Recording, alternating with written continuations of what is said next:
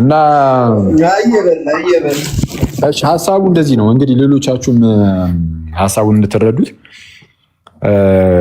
አንደኛው ወንድም ሌላ ሰው ወደ ክርስትና ሲመጣ ክሪድ ማለት ይሄ የእምነት መግለጫውን የጥንታዊውን ሁሉን የፈጠረ አንድ አምላክ በሚሆን በእግዚአብሔር አብ እናምናለን የሚለውን እሱን ነው መመስከር ያለበት የሚል ነገርን አስቀመጠ። ይህን ነገር ያስቀመጠው ለምንድን ነው?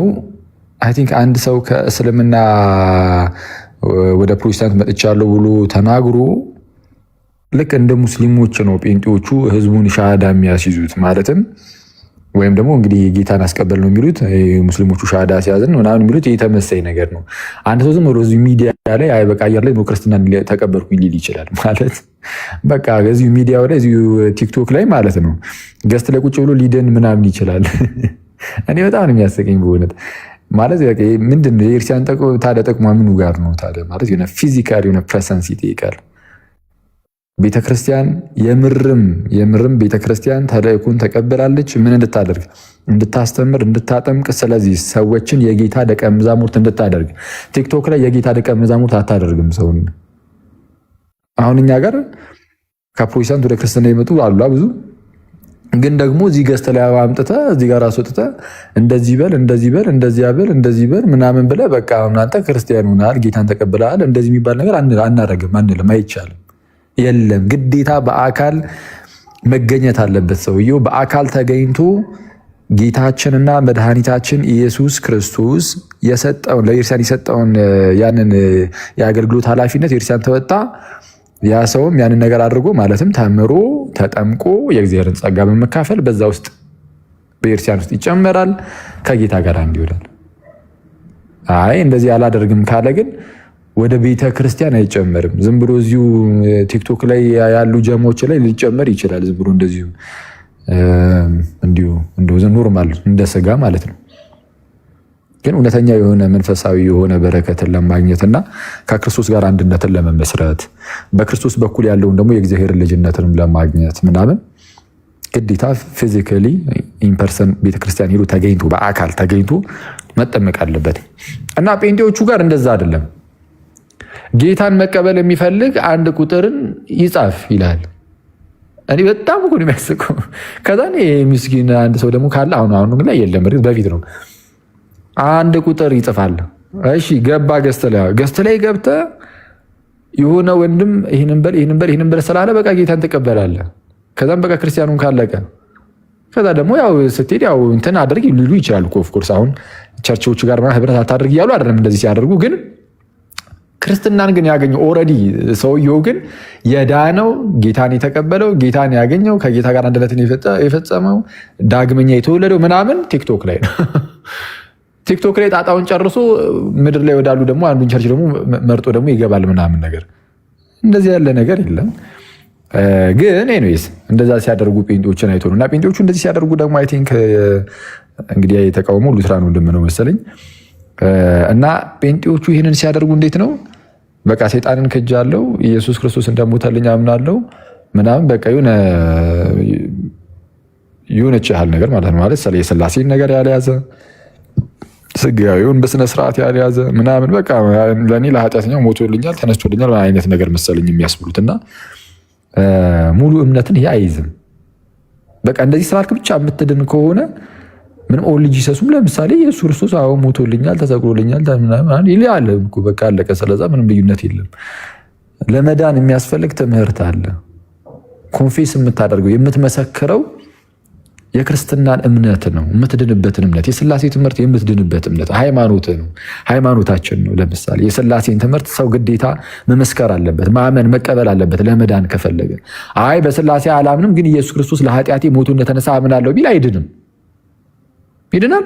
በሥላሴ አላምንም እያለ ግን ደግሞ ኢየሱስ ሞቶ እንደተነሳልኝ አምናለሁ ቢል ነው፣ በፍጹም አይሆንም፣ አይቻልም። ስለዚህ በአብ በወልድ በመንፈስ ቅዱስ በሶስት አካላት የተገለጠውን አንዱን አምላክ እግዚአብሔርን ማወቅ አለበት። ስለዚህ ጌታ ኢየሱስ ሞቶልኛል ምናምን ስላለ ብቻ አይደለም፣ አብን ማወቅ አለበት፣ ግዴታ ነው። ጌታ ኢየሱስ እንደተናገረው በዮሐንስ ወንጌል ምዕራፍ 17 ላይ ሊቀ ካህናት እንደመሆኑ ሲጸልይ ምን አለ? እውነተኛ አምላክ የሆንከውን አንተን ብቻ የላከውንም ኢየሱስን ያውቁ ዘንድ ይህች የዘላለም ሕይወት ናት አለ።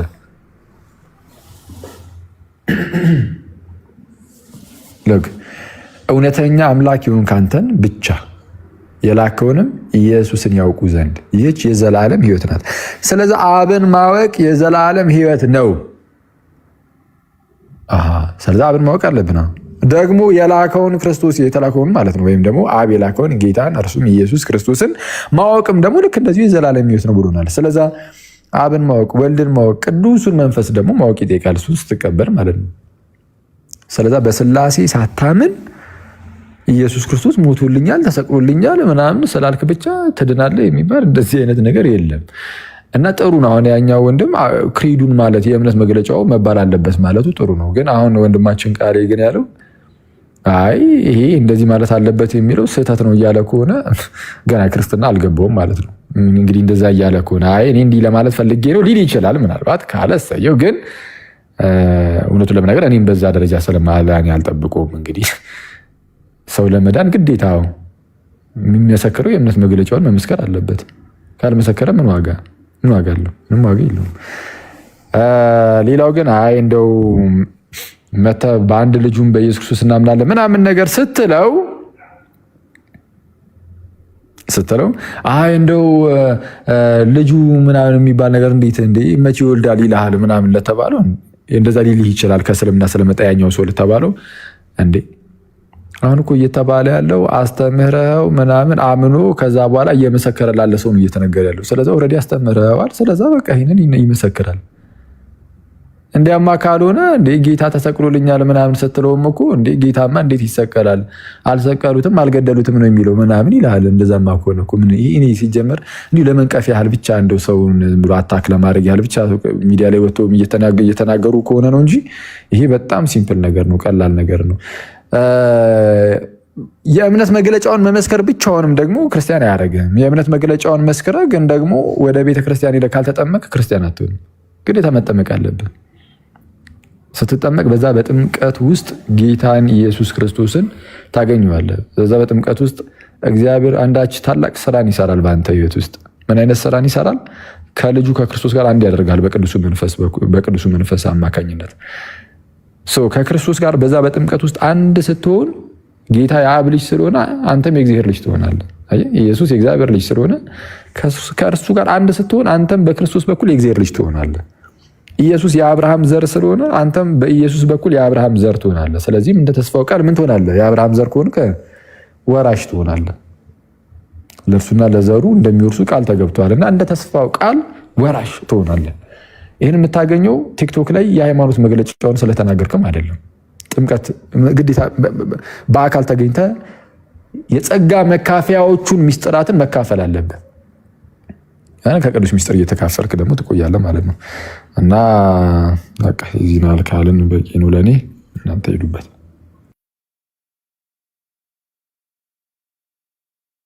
ምናልባት ደግሞ ግን ማለት ነው ምናልባት የወንድማችን ቃሌን ሌላ ያልተረዳሁት ሌላም የተናገሩ ሀሳብ ካለ ግን ሊኖር ይችላል። አሁን እያልኩት ስለሆነ ገና እናንተም ደግሞ ሂዱበት።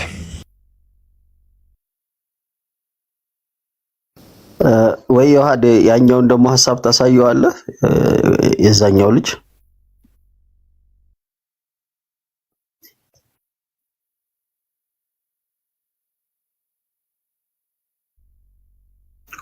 አለ ዮሐድ ወይስ አንተም ውሃ እየቀዳ ነው? ዮሐድ ተኞች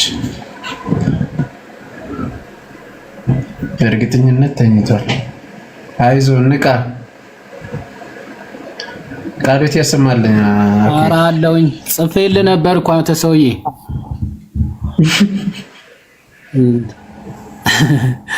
እየሰማሁ የሆነ እንትን እየሰራው ነበር። ቃሉት ያሰማልን። አይ ፖይንቱን አግኝተዋል። ግን ያለው ምንድነው? ምንም ሳትሰማ ቃሉት ያሰማልን ትላለህ እንዴ? ሰምቻለሁ። ሩቅ ስለነበርኩኝ ነው። እሺ ፖይንቱ ግን አሁን እንዳልከው አሁን አፖስቶሊክ ክሪድ አሁን አምኖ በጌታ አምኛለሁ ብሎ ከመጣ በኋላ ነው የሚለው አንድ ሙስሊም። ኦኬ በአንድ ልጁም ብለህ ስታስመከ ደግሞ ልጁ ማን ነው ብለው ነው የሚመጣው። ስለዚህ ይሄን ሰው ለመጠመቅ እንግዲህ ለመጠመቅ ኮንፌስ ማድረግ ያለበት ይሄንን ነገር ነው ብሎ እየተናገረ አምኛለሁ ካለ ማመን ያለበት እነዚህ ሁሉ ነው እንዴ? ስለ ትንሣኤውስ፣ ስለ ነገረ ሥላሴ፣ ስለ ጥምቀት፣ ስለ ስጋዌ እነዚህ ነገሮችስ ኮንፌስ ማለት ሳያምን ዝም ብሎ ሞቶልሃል፣ ተነስቶልሃል፣ ጌታ ነው ብለህ ብቻ ኮንፌስ ማድረጉ ትክክል አይደለም። ጥንታዊቷ ቤተክርስቲያን ስታደርግ የነበረው አንድ ሰው አምኛለሁ ካለ ማመን ያለበት ዘሆል ቲንግ ነው የእሱ ኮንሴፕት። አፖስቶሊክ ክሪድ ላይ እንደተነገረው በስላሴ አምናለሁ፣ በስጋዊ አምናለሁ፣ ከድንግል እንደተወለደ እንደሞተ እንደተነሳ አምናለሁ የሚለውን ጨምሮ ከዛ ደግሞ ለዳግም ለፍርድ እንደሚመጣ ጭምር ይሄን ሁሉ በቤተ ክርስቲያን እንዴ ነገረ ቤተ ክርስቲያን ሙሉ አምናለሁ ብሎ መመስከር መቻል አለበት ነው የእሱ ኮንሴፕት፣ የብራዘር ዴቭ ማለት ነው። ከዛ ቃሌ ደግሞ ምንድን ነው እያለ ያለው እንዴ የትኛዋ የፕሮቴስታንት ቸርች ነው እንደዚህ ብላ ሲጀመር አምኖ ለመጣ ሰው እንዲህ በልጁ ምናምን ብላ የምታስመሰክረው? ሲጀመር በልጁ ማምናለሁ በል ስትለው ኢሚዲየትሊ ምን ይላል ነው እያለ ያለው። አንዴ ልጁ ደግሞ ማን ነው ብሎ ይጠይቃል አይነት ነገር ሰው እንደዛ እንዳይጠይቅ ዝም ብለህ በቃ ተወልዶ አድኖሃል ሞቶልሃል ብቻ በለው አይነት ኮንሴፕት ነው። ምናልባት ባጭሩ ለማሰማት ያክል እንደዛ ኦኬ እሺ ላሰማና ያው በደንብ ምን እያለ እንደሆነ አንድ አማኝ እውነተኛ አማኝ እምነት ወደ ደግሞ ከሌላ ወልዶ ወደ ክርስትና ሲመጣ እና አፖስቶሊክ ክሪድ ላስብል የሚለው የፕሮቴስታንት ትራዲሽን አሁን ከሌላ ቤተ እምነት ወደ ክርስትና ሲመጣ ነው። ከሌላ ቤተ እምነት አሁን ወደ ክርስትና ሲመጣ ሰው ሲመጣ ናው አፖስቶሊክ ክሪድ ላስብል የሚለው የፕሮቴስታንት ዲኖሚኔሽን የትኛው ነው አጀማመሩ? እሺ ገና እኮ ሰውዬው እኮ ሙስሊም ነበረ። መጣ እኮ በቃ ጌታ ማርኩኛል ብሎ መጣና አሁን ከኔ በኋላ ምለው ትላለህ ብለህ ደግሞ በአንድ ልጅ ውስጥ ልጁ ማለት ምን ማለት ነው ይላል። ገና ማለት ነው አላስተማርኩም። እኛ ጋር እኮ ልጁ ክህደት ነው ይላል። ኦኬ ስለዚህ በጣም በጣም በጣም ኃይለኛ የሆነ ስህተት አይተዋል እያለ ያለው ልጁ ከእስልምና መጣ ጌታ ማርኮኛል ምናምን ብሎ መጣ። ስለዚህ ኮንፌስ ስታስደርገው ይሄን ሰው ወደ ኮንፌሽን ደረጃ ወይም ወደ መመስከር ሲደርስ እንዴ በአንድ ልጁ ማምናለሁ በል ስትለው ደግሞ ማን ነው ልጁ ብሎ ይጠይቃል አይነት ነገር ነው። ስለዚህ ጌታ እኮ ኦልሬዲ ማርኮኛል ብሏል። ተምሮ ነው መቼስ አይደለ የመጣው ወደ ክርስትና የመጣ ሰው ነው። ስለዚህ ጌታ ማርኮኛል ብለው የመጣው ምን ብለህ ሰብከለት ነው? ሳሰብከው ነው እንዴ? ደግሞ ዝም ብሎ ስለመጣ እኮ ወዲያውኑ ወደ ኮንፌሽን ነው የሚሄደው። አንድ ሰው ኮንፌሽን ደረጃ ላይ ሲደርስ እኮ ኦልሬዲ አምኛለሁ ተቀብያለሁ የሚለው ደረጃ ላይ ስቴጅ ላይ ሲደርስ ነው ኮንፌሽን ከዛ ኮንፌስ ለማድረግ የሚደርሰው ማለት ነው። ወይም ምስክርነት መመስከር ማለት ነው። ኮንፌሽናል ያመነውን ይመሰክራል ማለት ነው። ስለዚህ ምን አስተምረው ነው ይሄን አምኛለሁ ብሎ የሚመሰክረው? ስላሴ ሳያምን ኦኬ ነገረ ቤተ ክርስቲያን ሳያምን ዳግም እንደሚመጣ ሳያምን ከድንግል መወለዱ መሰቀል መሞቱ መነሳቱን ሳያምን ምን ታዲያ ምንድነው የምታስመሰክረው ነው? ያ ሰው ከዚህ አንፃር ነበረ ሐሳቡ እንትን የተባለ ነው። ያው ምን ለማለት ፈልጌ ነው ብሎ እንደሚያስተባብር ራሱ ምን እንደሚያስተባብር እስኪ እናያለን። ያኛው ግን ላሰማ ደግሞ አንድ ደግሞ አለ። ያኛው ቪዲዮ የበለጠ ሐሳብ ይሰጣል። ለአንድ አህዛብ ነገረ ሥላሴ እስቲ ኮንፊውዝ የሚያደርግ ነገር አይደለም። እንዱ እንግዲህ አንተ ይቅርታ በጣም እኔ የራስ መንገድ ነው የራሳችሁ መንገድ ነው። አይ ዶንት ኖ እኔ አሁን የየትኛው መንገድ እንደሆነ አላውቅም። እውነት ለመናገር አሁን ዴቨሎፕ እያደረጋችሁ የመጣችሁትም ነገር እንደሆነ አላውቅም። አፖስቶሊክ ክሪድ የምታደርጉት እናንተ ፎር ቢሊቨርስ አይደለም። ቤተክርስቲያኑ ውስጥ ላለ ፌዝ ኦፍ ኮንፌሽን አፖስቶሊክ ክሪድን ስትሉ ሃይማኖተ አበው ተብሎ የሚባለው በኦርቶዶክስ እሱን የምትሉት ለቢሊቨርስ አይደለም። ይሄ ነው የኔ ጥያቄ ወንድሜ ዳዊት። እና ለምሳሌ አሁን ሄድክም በል አሁን ሰሙዌርስ አሁን ምንም እሺ ኦርቶዶክስ ከኦርቶዶክስ ኮንቴክስት ውስጥ እንውጣ፣ ወር ከካቶሊክ ኮንቴክስት ውስጥ እንውጣ። ወደ ፓጋኖች ሄድክና ወንጌል ነገርከው እና ወንጌል ከነገርከው በኋላ ስለ ክርስቶስ ካስተማርከው በኋላ አፖስቶሊክ ክሪድን በል ነው የምትለው። ሆል ትሪኒቲ ኮምፕሌክስ የሆነውን የትሪኒቲን ጉዳይ ነው አብራርተህ ጌታ እንዲቀበል የምታደርገው። እስቲል ኮንፊውዝ እኮ የሚያደርግ ነገር ነው ዴቭ የምታወራው ነገር በጣም ይቅርታ። ኦኬ ይሄን ሰምተዋል? ምን እንዳለ አንድ ሰው ወንጌልን ሰበክለት ጌታ እንዲቀበል አደረገው። ከዛ የትሪኒቲ ኮምፕሌክስ የሆኑ ነገሮች ሰብከ ነው ወይ ጌታ እንዲቀበል የምታደርገው? አንድ ሰው አንድ ከአሕዛብ የመጣ ሰው የትሪኒቲን ኮምፕሌክስ የሆኑ ነገሮችን አስረድተ እንዴት ነው ጌታ ተቀበል ራሱ የምትለው አይነት ነገር ነው እያለ ያለ። እኮ ሲጀመር ምንም አሁን እንደዚህ ኮምፕሌክስ ራሱ የሚባል ነው እንደ ክሪዱ ላይ ያለው ሁሉን የፈጠረ አንድ አምላክ በሚሆን በእግዚአብሔር አብ እናምናለን ብሎ ያ አብ ደግሞ ልጅ እንዳለው መንፈስ እንዳለው ምናምን ነው የሚናገረው። እና ይሄ ለእነርሱ አሁን እርግጥ ነው አሁን ይሄ ቀላል ነው ሁሉም ነገር ምናምን እያልኩኝ አይደለም። ይሄም ቢሆን ግን ይህንን ታዲያ ካላመኑ ምኑን ታዲያ ክርስቲያን ሆኑት? ይሄ ማለት ስላሴን ሳያስተምሩ ዝም ብሎ ሰዎችን ምንድነው ክርስቲያን ያደርጋሉ። ከዛ በኋላ የመጣው የምጣ አይነት ነገር እንደዛ ነው የሚመስለው። እና ይሄ በጣም አስቸጋሪ ነው። ስላሴያውያን አይደሉም እንዴ ነው የሚያስብሉ። ይሄ እንደዚህ እኮ ነው የሚያስቡት። ሁሉን የፈጠረ አንድ አምላክ በሚሆን በእግዚአብሔር ያውም አንድን ኤቲስትን ወይም ፓጋንን ምናምን አስተምረኸው ከዛ በኋላ ስታሳምነው ነው እንግዲህ ይህንን መቀበል አለብህ እንድትድን ማለት ይህንን እንደዛ ትለዋለህ ወይ ነው ያለው። እና ኦፍኮርስ እንዴ የትኛውም ሰው ለመዳን ይህንን ማመን መቀበል አለበት። ይህንን ካልተቀበል ካትድንም የዘላለም ሕይወት የለም። ቅድም እንዳልነው ነው በቃ ያው መድገም እንዳይሆን አስቸጋሪ ነው። አንድ ጥያቄ ልጠይቅ? እሺ ብቻ የሆነ ኤቲስት ቤት የሰማሁት እንትን ነው እና አንድ ቀን ገብቼ አይ ቲንክ ፕሮቴስታንት ይመስለኛል። ፕሮቴስታንት ሆኖ ደግሞ ስለ ኃጢአት ምናምን እያወራን ሰው ከዳነ በኋላ ኃጢአት ይሰራል ምናምን እያለን እየተከራከር ነው ነበርና አይሰራም አለ። ኃጢአት የሚባል ነገር የለም። እኛ አሁን ስጋችን የኛ አይደለም። እኛ አሁን ብልት ውስጥ ገብተናል። ኃጢአት የሚባል ምንም ኃጢአት ብሰራ ኃጢአት እንደውም የለም። ከዛ በኋላ ክርስቶስ ከሞተ በኋላ ይህ ክርስቶስ የሚባለው እና ደግሞ ኢየሱስ የተለያየ ነው አይነት የሚል ትምህርት ሲነግረን ነበር እና በጣም ነው የደነገጥኩ። ሰምቼው አላውቅም። ንስጥሮሳውያን እንደዛ ነገር መሰለኝ ትምህርቱ። ኃጢአት እንደዚህ አይነቶቹ ዝም ብሎ መጽሐፍ ቅዱስን ሙሉ በሙሉ የካዱ መንፈስ ነን አይነት እነሱ በቃ እንደዛ የሚሉ ከሆነ በቃ እነዚህ መጽሐፍ ቅዱስን ሙሉ በሙሉ በጣም የካዱ ሰዎች ናቸው። ምክንያቱም መጽሐፍ ቅዱስ በተደጋጋሚ እንግዲህ ኃጢአትን አታድርጉ የሚለው እኮ የምርም ኃጢአት ስለሚደረግ እንጂ እንዲሁ አይደለም። ከዝሙት ሽሹ የሚለው ዝሙትን ስለሚደረግ፣ ስጋችን የኛ አይደለም ይላል። ስጋችን እሺ የእግዚአብሔር ማደሪያ ነው ተብሏል። በእኛ የሚኖረው የራሱ የጌታ ስጋ ነው ተብሏል። ለምሳሌ እንደ ቆሮንቶስ ምዕራፍ 6 አካባቢ ላይ ይሄ ነገር ተነግሯል። ግን እዛው ጋር ግን ምን ይላል?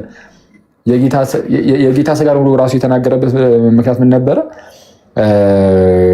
ከጋለሞታ ጋር ወይም ከጋለሞታ ማለት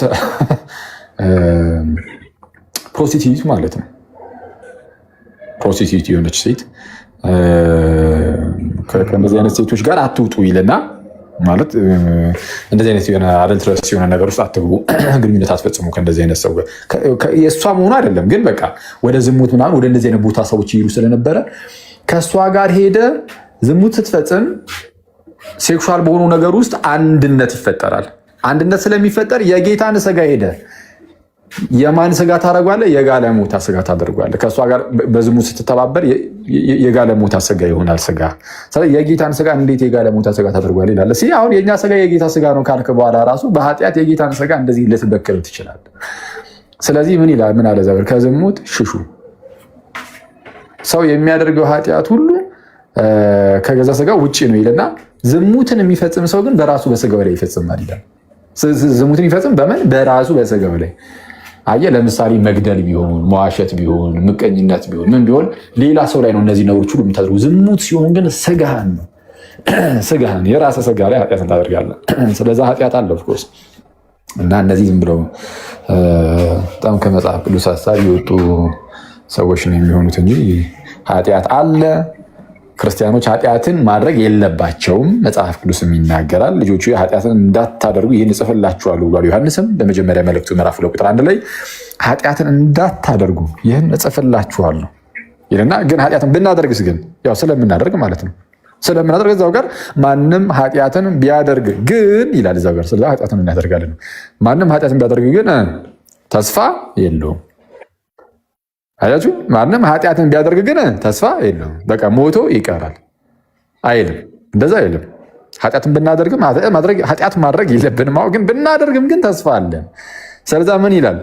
ማንም ኃጢአትን እንዳያደርግ እጽፍላችኋለሁ ልጆቼ ሆይ ይላቸውና ማንም ኃጢአትን ቢያደርግ ግን አይዟችሁ ተስፋ እንዳትቆርጡ ነው።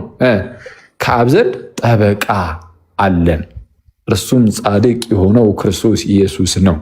እርሱም የኃጢአታችን ማስተሰሪያ ነው። ለኃጢአታችን ብቻ ደግሞ አይደለም ለዓለም ሁሉ ኃጢአት እንጂ ብሎ ይናገራል። ስለዚህ ኃጢአትን ክርስቲያኖች አታድርጉ፣ ማድረግ የለብንም። በቃ ክርስቲያን ከሆንን ኃጢአት በፍጹም በቃ ኃጢአት ማድረግ የለብንም።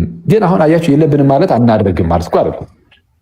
ለዛ ነው አሁን ዮሐንስም ኃጢአትን አታድርጉ አለ። ግን ማንም ከእናንተ መካከል ኃጢአትን የሚያደርግ ሰው ቢኖር ግን ይላል ደግሞ እዛው ጋር መለስ አድርጉ። ስለዛ ሰው ኃጢአትን ሊያደርግ ይችላል፣ በኃጢአት ሊወድቅ ይችላል። ማንም ሰው ኃጢአትን ማድረግ የለበትም፣ እንዳትረሱ። ልናደርግ አይገባንም። ይህ ማንም ግን ኃጢአትን ቢያደርግ የምትለዋ ቃል ለእኛ ፈቃድ የምትሰጥ እንዳትሆን ኃጢአት ለመስራት ዮሐንስ ሲጽፈው እኛ ኃጢአትን እንድንሰራ ፈቃድን እንደዛ እየሰጠ አይደለም፣ እንደዛ አስቦ አልጻፈም። ስለዛ እንደነዚህ አይነት የመጽሐፍ ቅዱስ ክፍሎች እኛ ኃጢአት እንድንሰራ ፈቃድን የሚሰጡ አይደሉም። ስለዛ ክርስቲያን ጌታውን ማሳዘን የለበትም፣ ከኃጢአት ርቆ መኖር አለበት። ግን ደግሞ ደካሞች ነን በተመሲ ሰዓት ገና እንደው ፍጽምና ላይ አልደረስንም። ገና እንደው ይሄኛው ስጋችን ግሎሪፋይድ ሆኖ የከበረ ስጋ ሆኖ ገና አልተነሳንም። ያኔ ፍጹም ሆነን ምንም ኃጢአትን አንሰራም። አሁን ግን በዚህ በደካማው ስጋ እስካለን ድረስ ሰው ይወድቃል ደግሞ ይነሳል። ስለዛ ስንወድቅ ግን ኃጢአት ሰርተን ስንወድቅ ግን ተስፋ ቆርጠን በዛው ጭልምልም ብሎብን እንዳንጠፋ ምን አለ? አይዟችሁ በአብ ዘንድ ጠበቃ አለን፣ እርሱም ጻድቅ የሆነው ክርስቶስ ኢየሱስ ነው። እርሱም የኃጢአታችን ማስተሰሪያ ነው። የኃጢአታችን ብቻ ደግሞ አይደለም፣ ለዓለም ሁሉ የኃጢአት ማስተሰሪያ ነው። ስለዛ ጌታ ኢየሱስ ለዓለም ሁሉ የኃጢአት ማስተሰሪያ የሆነው የት ነው? በመስቀል ላይ እጆቹን ዘርግቶ ደሙን አፍሷልና የኃጢአት ማስተሰሪያ ነው ጌታ ኢየሱስ ለዓለም ሁሉ። አሁንም ኃጢአትን ስንሰራ ያኔ በመስቀል ላይ ያፈሰሰው ደም አሁንም ከኃጢአት ያነጻናል። ለምንድን ነው እስካሁን ድረስ እንደዚህ ደሙ ሊሰራ የቻለው? ለምንድን ነው? ጌታ ኢየሱስ ሞቶ ስላልቀረ፣ ይልቁንም ሞቶ ተነሳ። መነሳት ብቻ ደግሞ አይደለም፣ ከፍ ከፍ ብሎ በክብር አድርጎ በአባቱ ቀኝ አሁን አለ። በእግዚአብሔር ቀኝ በሕይወት እየኖረ ስለሆነ ጌታ ኢየሱስ በእኛው ስጋ የእኛው ስጋ የአንድ ሰው ድምፅ አለ። የማን ነው? እስቲ ኤላ ያንተ ነው መሰለኝ የሚዩት አድርገው።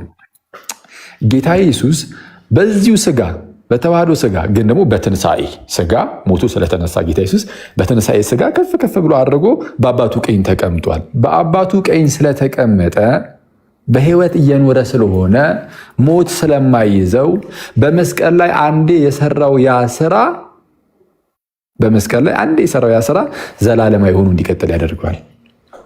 ዘላለማዊ ሆኖ እንዲቀጥል ያደርገዋል። ስለዚህ ኃጢአትን ስንሰራ አሁን ድጋሚ ክርስቶስ ደግሞ ለዚህኛው ኃጢአት መጥቼ ሊሰቀል ማለት አይጠበቅበትም። አንዴ የሰራው ስራ አለ።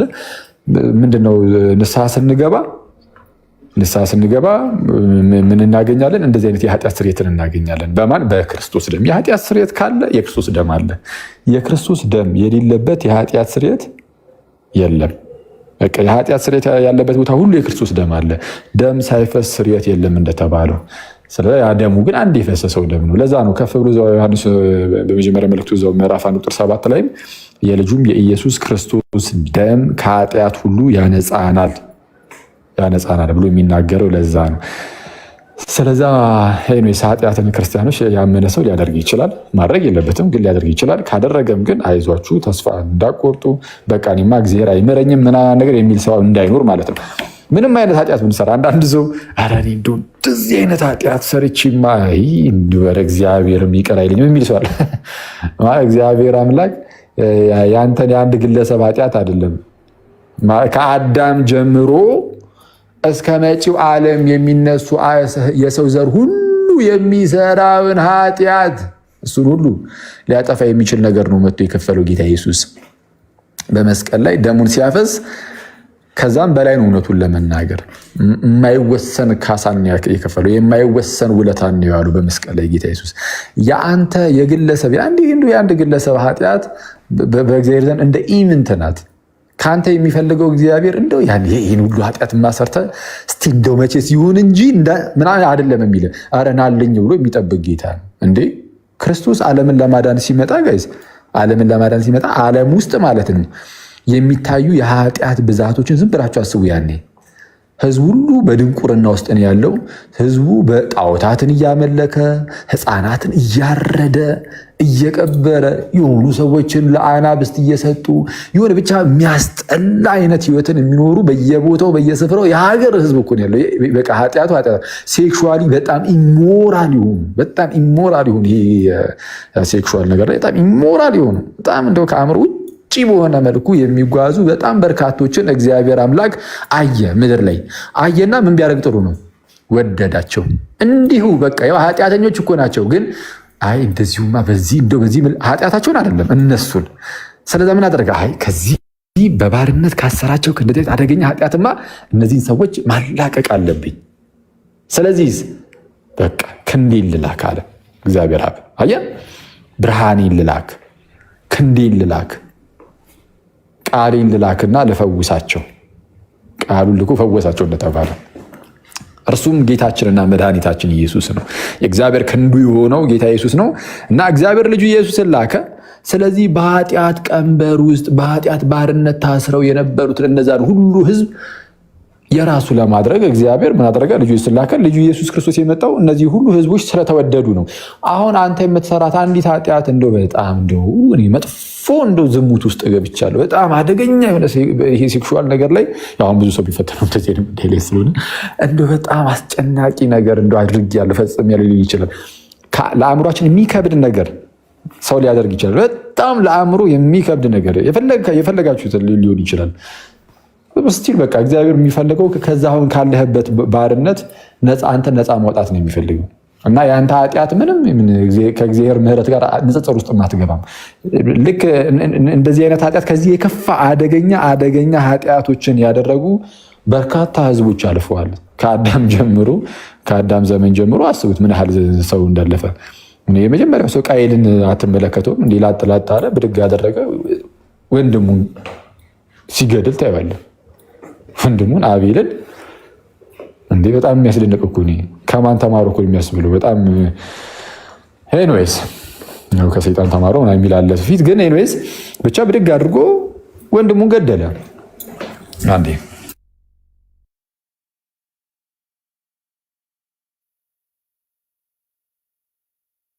እሺ ወንድሙን ገደለ።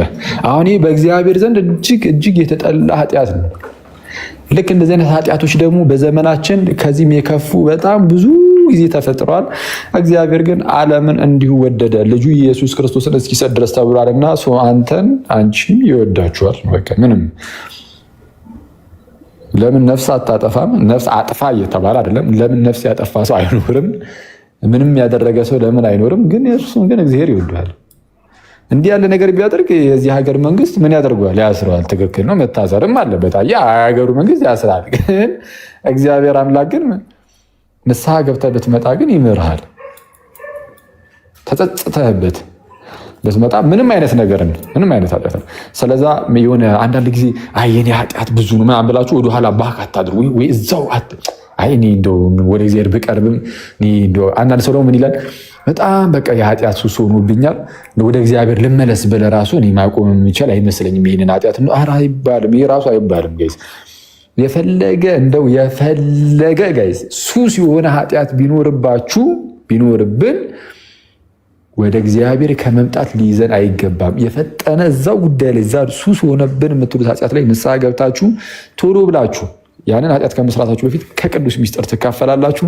እየጸለያችሁ ከዛ ለእንትን ለማለት ለመሸሽ ትሞክራላችሁ። ስትሞክሩ ብቻችሁን አይደላችሁም። ከቅዱስ ሚስጥር ስትካፈሉ ጌታ በእናንተ ይኖራል፣ እናንተም በጌታ። ስለዚህም የእግዚአብሔርን ጸጋ ስለምትካፈሉ ጌታ ከእናንተ ጋር ሆኖ ስለ እናንተ ክርስቶስ ይዋጋል። በዚህ ውስጥ ምናልባት ስታችሁ ግን ልትወርቁ ምናልባት ትችላላችሁ። በአንዴ ፐርፌክት አትሆንም። ድንገት ስተህ ብትወድቅ ቶሎ ብለህ ደግሞ አሁንም ንስሐ ትገባና ከቅዱስ ቁርባን የፈለገውን ያህል ጊዜ ብትሳሳቱ ወደኋላ ማለት የለም። የፈለገውን ጊዜ 1000 ጊዜ ብትሳሳቱ 1000 ጊዜ ተነሱ። ጋይስ 1000 ጊዜ ብንሳሳት 1000 ጊዜ እንነሳለን። ወድቀን መገኘት የለብንም። ባለፈው እንደውም ቪዲዮ እዛ ለቅቄላችሁ ነበር አይደል? ቴሌግራም ላይ የሆነች አጭር ቪዲዮ ምን የምትል ቪዲዮ ነበረች። አንድ ወጣት አንድ ወንድም አንድን አባት አንድን የበረሃ አባት ማለት ነው እንደዛ ነገር ኤኒዌይስ ይጠይቃቸዋል። ምን ብሎ ጠይቃቸው? አባ ወደኩኝ ምን ላድርግ አላቸው። እሳቸውም በቃ ተነስ ማለት በንስሐ ማለት በንስሐ ተመለስ፣ ተነስ። እሺ ደግሜ ብትበደልም ድጋሚ ተነስ። እንዴ አሁንም ብበደልም? አዎ አሁንም። እንዴ እስከ መቼ ድረስ አላቸው። ኢማጅን ሁሌ ብትወድቅ ሁሌ ልትነሳ። አሁን አይ በቃ እንደው ዝም ሰይጣን እንደዚህ እንትን ይልሃል፣ ተስፋ ያስቆርጣል። አይ በቃ እኔ ምንም ተሻሽዬ ማልሻሻል ነገር ምን ይሰራልኛል? በቃ እኔ እንደውም እርግፍ አድርጌ ቆይ በቃ ዝም ብዬ እንደው በቃ ይሄ ነገር ራሱ እግዚአብሔር እንደው እስኪቀይረኝ ድረስ ትላለህ። አይ አይተዋል። ከእግዚአብሔር ራቅ ብለህ እኮ ነው እንዴ እግዚአብሔር እንዲቀይርህ። ታዲያ ከእግዚአብሔር ጋር አንድ ሳትሆን ምን ከእግዚአብሔር ጋር ህብረት ወደ እግዚአብሔር ሳትመለስ እንዴት አድርጎ ይቀይራል? ዝም ብሎ በቃ እንደዛ ያስብልሃል ሰይጣን። ሰይጣን እንደዚህ የሚያስብልህ ካስባለን ባይዘ በቃ እግዚአብሔር እንደዛ ራሱ በቃ ይቀይረኝ የሆነ ነገር እንትን ብሎ እንጂ እንደው እንደዚህ አይሆንልኝም እኔ ምናምን ርቀህ ከተቀመጥክ ሰይጣን በቃ በእሱ ቁጥጥር ስር አውሎ የእርሱ ባሪያው አድርጎ ያኖራል። የኃጢአት ባሪያ ትሆናለህ። ኃጢአት የሚገዛ ኢየሱስ ሳይሆን ንጉስህ ኃጢአት ነው ንጉስ የሚሆንብህ አንተ ላይ እና እንደዛ ሆነ መኖር የለብም። ስለዚህ ምንድነው ያሉት እኛ አባት? ስትወድቅ ተነስ፣ ስትወድቅ ተነስ፣ ስትወድቅ ተነስ። እስከ መቼ? ሙሉ በሙሉ በሞት እስክትወሰድ ድረስ። አየህ ሞት ይመጣል አይደል? እንሞታለን ሁላችንም። ሞት ሲመጣ ጋይዝ፣ ሞት ሲመጣ ኃጢአት ውስጥ ሆነን ከሆነ ሞት የመጣው ወይም የምንሞተው ንስሐ ሳንገባ እዛው ኃጢአት ውስጥ ሆነን ከሆነ ንስሐ አልገባንም ማለት ወደ እግዚአብሔር አልተመለስንም ማለት ነው። በሌላ አማርኛ ከእግዚአብሔር ርቀን ነበርን ማለት ነው። ከእግዚአብሔር ርቀን በነበርንበት ሰዓት ብንሞት በቃ እዛው ከእግዚአብሔር ርቀን ነው የምንቀረው። ስለዛ ሞት ሲመጣ በእግዚአብሔር እቅፍ ውስጥ ነው ሊያገኘን የሚገባው። አየህ ሞት ሲመጣ የት ነው ሊያገኘን የሚገባው? በእግዚአብሔር እቅፍ ውስጥ። በእግዚአብሔር እቅፍ ውስጥ ማለት 100% ፐርፌክት ሆነ ምንም ነገር በቃ ኃጢአት ሳትሰራ ማለት አይደለም እኮ ግን ንስሐ ገብተህ ዛሬ ኃጢአት ብትሰራ ሄደህ ንስሐ ግባበት ይፈጠነ እና ድካም አለ አንዳንዴ። ያ ድካም ስላለ ያ ድካሙ ከውስጣችን በደንብ እንደው እስኪወጣ ድረስ ይህ በደንብ እንድንጠነክር ይህ ስጋችን በደንብ እየጠነከረ በመንፈስ በደንብ እየጠነከረን እንድንሄድ እሱ ቀስ በቀስ ነው የሚሆነው። አንዳንድ ኃጢአቶች በጣም ስር ሰደው ስለሚገቡ አስቸጋሪ ይሆናሉ እና እንደነዚህ አይነት ሰዎች በጣም ጸሎት የሚያስፈልጋቸዋል። እውነቱን ለመናገር በጣም ስር ሰዶ ከገባ ኃጢአት በጣም ያደክማል። ስለዛ ምንድነው ለእንደዚህ ነገር የሚያስፈልገው ማን ነው? ጌታችን ኢየሱስ ነው። አያችሁ ጌታችን ኢየሱስ ዓለምን አሸንፏል። ስጋን ማለት የስጋ ኃጢአት አልተገኘበትም። ዓለምን አሸንፏል፣ ሰይጣንን አሸንፏል፣ የስጋ ኃጢአት አልተገኘበትም።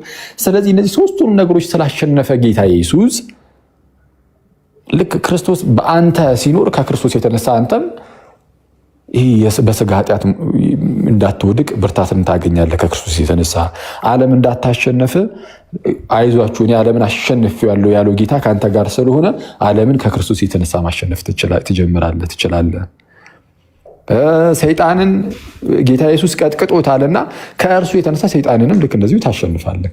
ይህ ሁሉ ነገር የሚሆነው ከክርስቶስ የተነሳ ነው። ስለዛ ሰው የሚታገለው በኃጢአት ውስጥ ስንሆን ምናምን መታገል ያለብን ብቻችንን ከእግዚአብሔር ርቀን ሳይሆን ወደ እግዚአብሔር የተወሰነ አለም አክቹዋሊ ወደ እግዚአብሔር ተጠግተን ከክርስቶስ ጋር ሆነን ነው የምትታገለው። ብቻህን እኮ ትወድቃለህ። ምን ታመጣለህ አንተ ደግሞ? ምንም ማለት እዚህ ግባ የሚባል ነገር የለንም። እንኳን ስር በሰደደ ኃጢአት ምናምና ዝም ብለህ እንደዚሁ የመጣ ኃጢአት ሁሉ መጫወቻ ነው የምትሆነው። ብቻህን ከሆንክ ምንም በተአምር ብቻህን ከሆንክ ከጌታ ከእግዚአብሔር ከራቅ የመጣው ሁሉ ኃጢአት ነው የሚጫወትብህ። ምንም አቅም ስለሌለ ማለት ነው። የለህም በዚህ ደካማ ነህ። ለአንተ በራስህ ምንም አይነት አቅም የሌለ በጣም ደካማ ሰው ነህ። እንደዛ መሆናችንን ማወቅ አለብን። ስለዛ እኛ ብርታታችን ጌታችን ነው። ብርታታችን ጌታችን ነው። ስለዚህ እግዚአብሔር ስለ እኛ ይዋጋ። ለሕዝበ እስራኤል ጥንት ላይ እግዚአብሔር ስለ እነርሱ ይዋጋ ነበረ አይደለ? ስለዚህም እግዚአብሔር ስለ እነርሱ ይዋጋልና ያሸንፉ ነበረ፣ ይረቱ ነበረ። ስለዚህ አሁን እግዚአብሔር ከሕዝበ እስራኤል የማይወደው አንድ ነገር ቢኖር ለምሳሌ በራሳቸው እንዲኩራሩ በውስጥ እንዲያደርጉ አይፈልግም።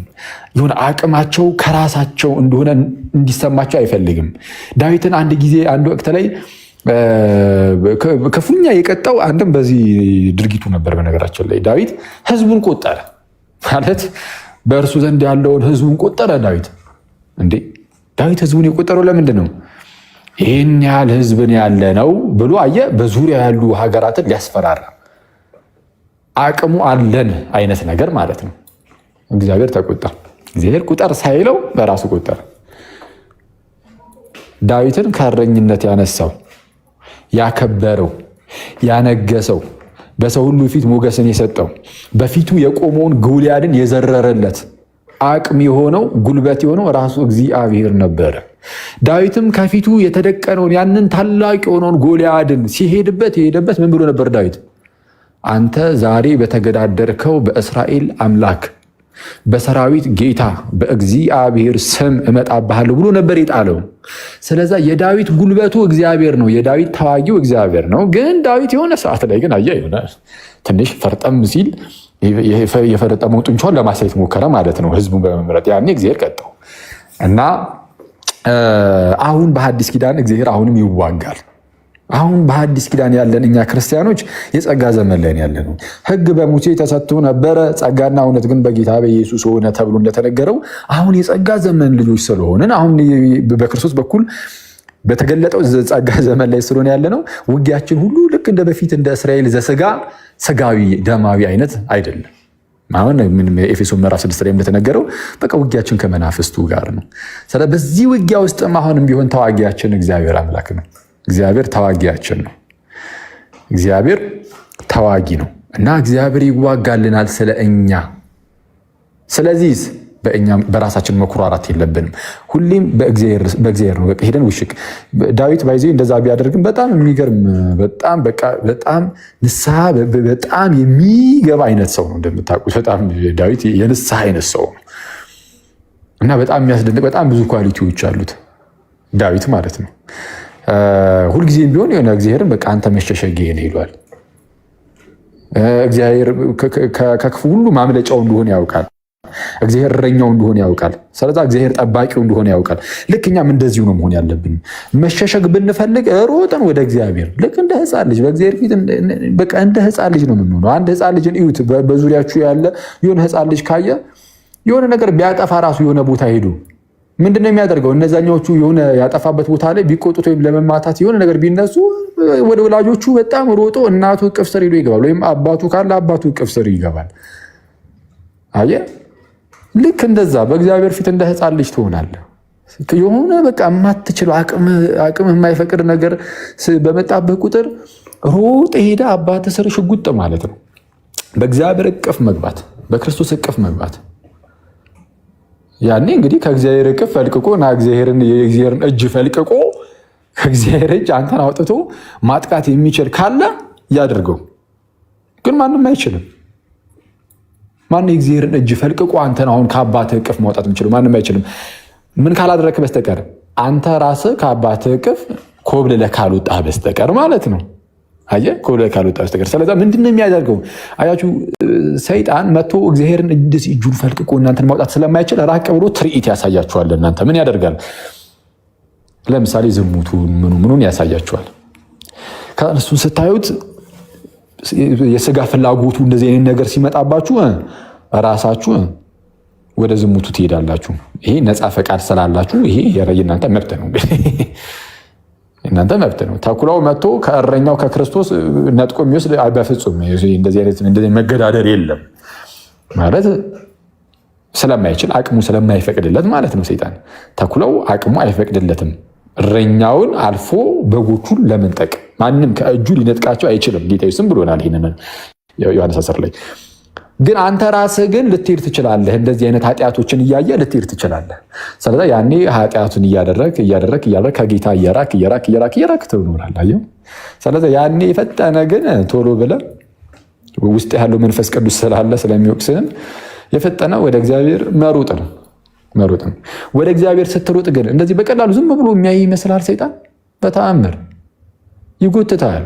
እንዲህ ወደ እግዚአብሔር እንዳትሄድ በጣም በብዙ ፈተናዎች ጠላልፎ ይይዛል። እንዳትመለስ ይፈልጋል። በጣም ብዙ ኢንቨስት አድርጎብሃል። አየህ፣ በጣም እሱ ስራ ፈቶ አንተ ላይ በጣም ጊዜውን ኢንቨስት ስላደረገ ያን ሁሉ ጊዜ ደግሞ የሰራብህ ከእግዚአብሔር ነጥሎ ሊያኖርህ ስለሆነ እንድትመለስ አይፈልግም ወደ እግዚአብሔር እና ስለዚህ ይህንን አስበህ ትግል አለብን። ትግል አለው። ግን በተቻለ አቅም ብንወድቅም እንነሳለን። ጠላቱ ደስ አይበልህ ተብሎ እንደተነገረ በወድቅም እነሳለሁ ተብሎ እንደተነገረ ስንወድቅ እየተነሳን ስንዋጋ ከእግዚአብሔር ጋር ሆነን እግዚአብሔርን ተዋጊያችን እያደረግነው ከፊት እያስቀደምነው እኛ በቃ እንደ ሕፃን ልጅ እንዳልኳችሁ ከኋላ ድክ እያልን ብቻ የሆነ የምንከለል አይነት ብቻ በለው ብቻ ነው። እኛ እንደዛ ነው ባይዘው ጋይስ እንበለውም ማለት እውነቱን ለመናገር ልበለው አለ በቃ በለው አባ ምናምን እንደዛ ነው እንጂ የሆነ ከእግዚአብሔር ርቀ ዝም ብዬ በራሴ ልታገል የሚለው አዋጭ አይደለም። እዛው ሞተን የምትቀረው ምንም አታመጣም። ስለዛ ወደ እግዚአብሔር እየተጠጋን እየወደቀን እየተነሳን ብንወድቅ እየተነሳን ቶሎ እየተነሳን ሞት ሲመጣ ሁሌም አንተ ዝም ብለህ ወድቀህ እዛው ዝም ብለህ በውድቀት ውስጥ ብቻ የምትኖር ሰው ስላልሆንክ ስለምትነሳ በቃ ሞት ሲመጣም ምንም ችግር የለውም። በእግዚአብሔር እቅፍ ነው የምትሆነው። እድሜ ልክህን ኃጢአት ስትሰራ ብትኖር እንኳን ግን ንስሐ ቶሎ የምትገባ ከሆነ አንተ ሰተት ብለህ ገነት ነህ። ስለዛ ገነት ስትሄድ አሁን የምታያቸው ጀግና ኃጢአተኞች ሊኖሩ ይችላሉ አይደለም፣ ይኖራሉ። በጣም የሀገር ሁሉም ኦልሞስት በቃ ገነት ስትገባ የሀገር አንተም እዚህ አገኘው ልትል ትችላለህ። አይ ስቀደደ ነው። ግን ገነት ስትገባ በጣም ብዙ ኃጢአተኞችን ታገኛለህ። ግን የሚሉ ንስሐ የሚገቡ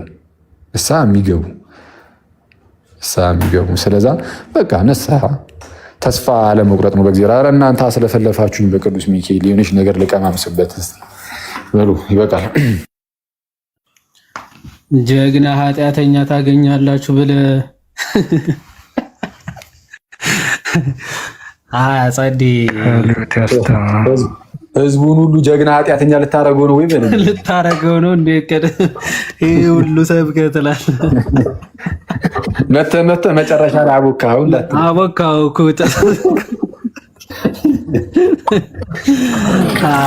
አይ በጣም ጸዴ መልእክት፣ እውነት መልእክት ብቻ አይደለም ትምህርት ነው። እና